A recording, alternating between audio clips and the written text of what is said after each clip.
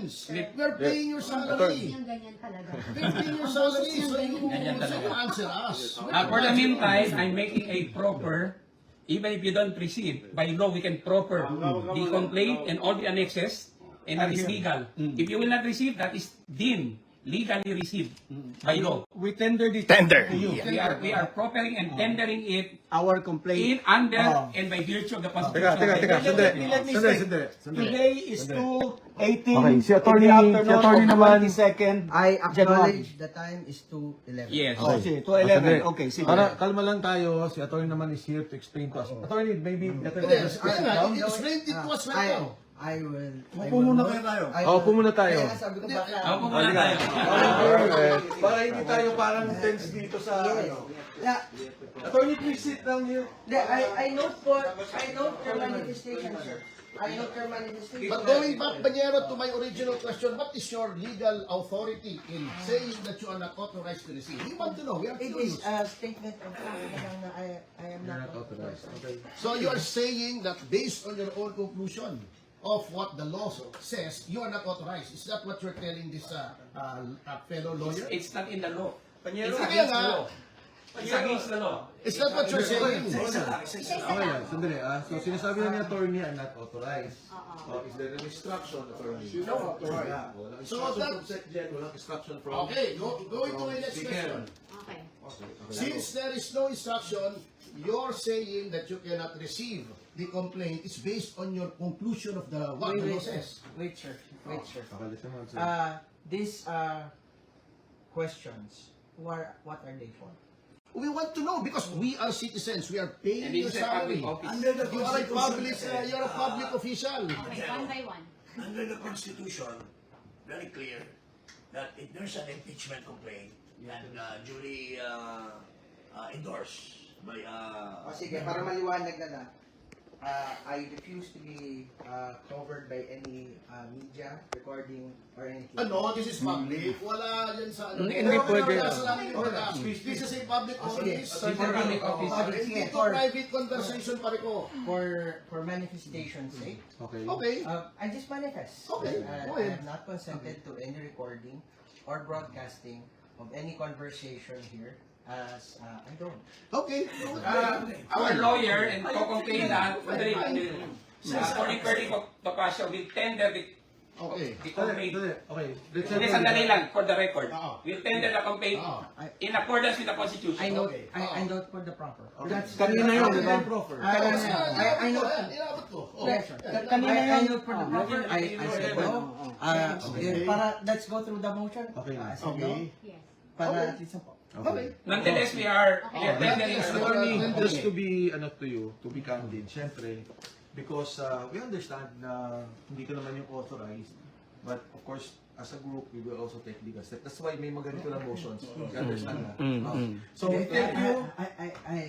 Wala pong sama na loob. If that is what I understand. So we in thank- fact, we feel sorry that you have to take the We fall thank for you this for video. receiving us. So, maraming salamat. Kung may documents, Yes. Establish ko lang. It's 2/11, 22 January na tinender namin sa iyo yung aming Para verified. kukumpletin ko na rin po. Okay. Okay. It was an attempt to No, it's not an Tender. We tendered to you. We tendered to you. Para kukumpletin ko na nga. galing na sa kanya.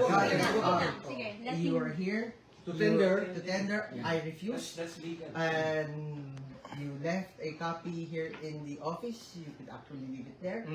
Para okay na po tayo. Pwede bang ma-receive Is that satisfactory? Okay na. Okay, Yes, thank you. This Thank is you. what I Thank you. propose. Attorney, Di ba pasensya office, na. Panyero, di ba office hours nyo hanggang alas 5?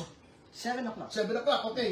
Since wala si Cheloy dito, hihintayin namin na dumating siya ulit. Yeah, buddy. Ako, hintayin ko. I'll stay here until 7.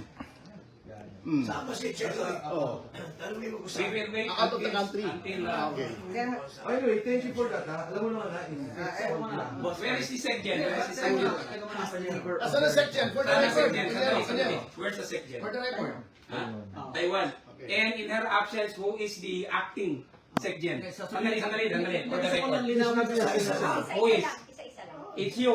No, It's you. there is no acting secretary. Siya ang ano. Who's the second in But command? you are Ikaw. second in command. In this office, I am the executive. Nonetheless, we are tendering and proffering our original complaint and the annexes for and under and by virtue of the Constitution of the Republic of the Philippines. Kaya kanina ko pa sinasabi, baka meron kayong binabiolate na civil service regulation. Kasi you're supposed to be, pagka wala dito yung Automatic. yung Oo, pinaka- may officer in charge. merong papalit, merong susunod. Automatic. Secondly, Panyero. Wala. Oo. Secondly, Panyero. Bakit si Galapin? Nag-ano na naman, pumunta ng Taiwan. Kung wala siya, the office is here. Okay. We have already, di ba? We've established yung, already. We have already given it. Si attorney naman was kind enough to state yung legal basis. So, okay na tayo. Ha? Hindi, gusto ko lang tanong pa kay Ito Panyero. si gusto ni attorney, ha? Governor Chavit. Sir, iikot ako. Okay, Governor Chavit. Ako iikot because Para ano sa isa-isa, para ano. ah, Si Admiral Carlos. Carlos. ah, Governor Chavit. Okay, si Secretary Jimenez Peron. Attorney Topacio. Hindi ikaw. Yung mas gwapo. Cathy Bina. And former Congressman Jim no Para. introduction necessary. Of course, Attorney Manny Luna, I'm the Attorney first General complainant, former Garcia, Commissioner, Presidential Anti-Corruption Pero, Commission. and sorry, Attorney Harold Respicio, Vice Mayor. Complainant as well, sir. Complainant. Thank you, Attorney. pero, Congressman Mike, di ba merong executive order that since there is a one China policy, restricted ang travel ng public officials natin to Taiwan? Ibang topic na yan. Ibang topic na yan. Kaya nga, hindi. For the record. For the record. So, because, hindi, kaya naging relevant yun because the reason for the absence of the Secretary General is that she traveled to Taiwan. And under the one China policy, restricted government officials, even on private visits, restricted to Taiwan Meron under the naman one yun. China policy. Ibang May exceptions, of officer siya. course, but tingnan natin. Thank you. Okay lang. We understand. And see you. You don't walk na rin. Okay. Yun nga. Anyway, hindi naman ni attorney yung... Enter naman tayo, that's enough. That's the legal requirement. Tira, manong? Let's go. Iwan ang marami dyan. Ay, Kong. That's the board. No person. Thank you. Attorney, any quick statements, sir? 5K nanonood sa live ngayon? Again, I am not consented to be on court. Alright. Alright. Oh, sige. Kung Mike, for the 5,000 watching live, anong statement natin?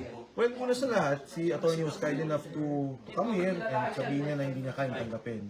So, itong opisinang ito kasi hindi naman tao eh, but na office. Sa saligang batas, kailangan niya tanggapin talaga.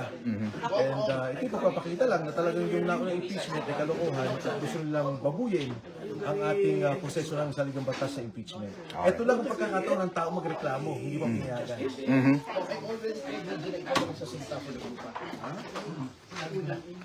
Attorney Topacio, any statement?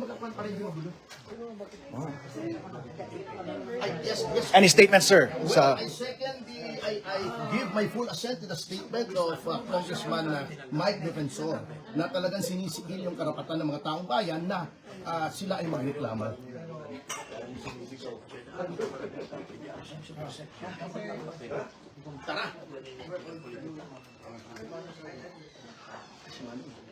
Congressman Paras, ano po statement natin sa kanilang pag-refuse ng ating complaint? Well, unang-una, wala daw yung SecGen.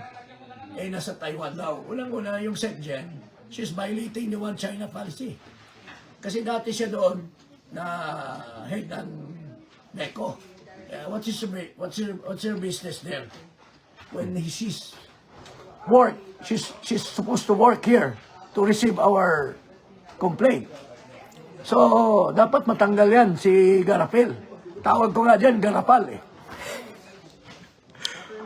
Alright, we're just exiting the office of the Secretary General.